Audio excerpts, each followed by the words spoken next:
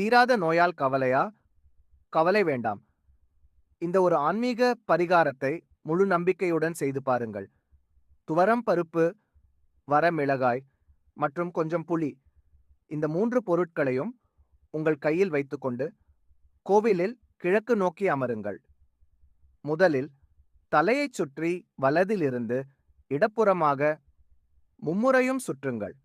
பின்னர் இடமிருந்து வலப்புறமாக மும்முறையும் சுற்றுங்கள். பின்னர் அந்த பொருட்களை நீரில் அல்லது நெருப்பில் போடுங்கள். துவரை, புளி மற்றும் மிளகாய் வற்றல் எப்படி எரிந்து பொசுங்கி போகிறதோ அதேபோல உடலில் ஏற்படும் கட்டிகள், நோய்கள் மற்றும் உடல் பிரச்சனைகள் அனைத்தும் மறைந்து போகும். இது நம்பிக்கையின் பரிகாரம். பக்தியுடன் செய்தால் பலன் கண்டிப்பாக கிடைக்கும். ஓம் நம சிவாய.